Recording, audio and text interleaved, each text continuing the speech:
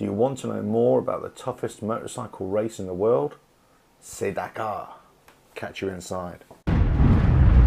RevelatorAlf. Hello, welcome to RevelatorAlf from RevelatorAlf.com, the channel about motorcycle exploring, biking issues and lifestyle. Please subscribe and hit the notifications bell down there somewhere for all the latest videos. So, very exciting times in the off-road motorcycle world right now, as the Dakar Rally 2019 is about to start on the 6th of January and will run until the 17th of January. For the last 10 years, the Dakar Rally has been held in South America, but next year, for the first time ever, it's going to be solely held in Peru. There had been some tension over border crossings with Bolivia and Argentina, so the Dakar planners decided to create 10 stages of pure hell in the sand dunes of Peru. Now for me, the Dakar is the best race in the world because it really does test the rider and bike in the most challenging of conditions. Just to finish the race is a blessing. The team to watch out for again will undoubtedly be the winners of the last 17 years. Yes, the daddy, that is KTM, with their 450 rally bikes on display. We can expect strong competition from Honda, but look out for Sherco and Husqvarna, who have been performing really well this year. As for the riders, well, British fans will be hopeful that Sam Sunderland can repeat his win of 2017. And Australian fans will be hopeful that Toby Price can improve on last year's third place finish to come away with the crown this time around and become a two-time winner.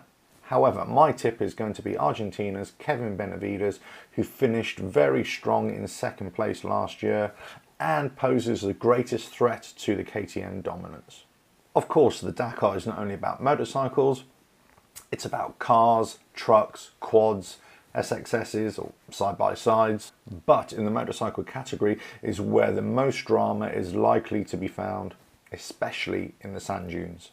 In this year's event, there are 10 stages with one humongous marathon stage where no pit crews are allowed.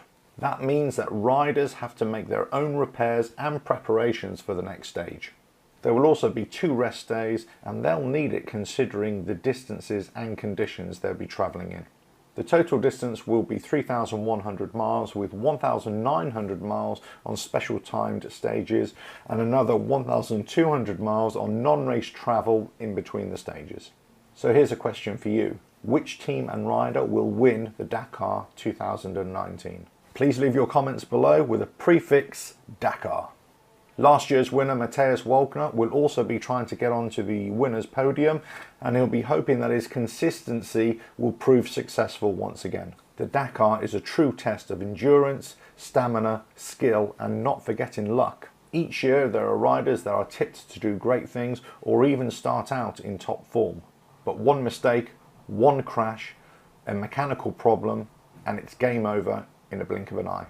That's why the Dakar is such a difficult challenge for any entry, but especially for the top riders who are really attacking each stage with pace to get the fastest times. And the pace is truly breathtaking, especially for the off-road conditions and the distances they'll be travelling. So these are the stages that the riders will have to navigate and hope they get to the finish line in a good time. Stage 1, Lima to Pisco. Stage 2, Pisco de San Juan de Marcona. Stage 3, San Juan de Marcona to Arequipa. Stage 4, Arequipa to Moquegua. Stage 5, Moquegua to Arequipa. Stage 6, Arequipa to San Juan de Marcona. Stage 7, San Juan de Marcona to San Juan de Marcona. Stage 8, San Juan de Marcona to Pisco.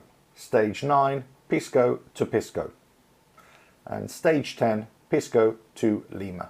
The rest day will be in between stage 5 and stage 6, and the marathon stage will be at stage 5 at Moquegua. You can expect great racing, thrills and spills, and lots of uncertainty. But the top riders will be trying to emulate the great Stefan Peterhansel with his 6 Yamaha wins, and the 5 times KTM winners Mark Comer, who is now part of the Dakar organisation, and Cyril Dupree. Now, it must be said there has been some growing controversy over the race in recent years. It is the toughest race in the world, and unfortunately it does have its share of tragedies with occasional fatalities.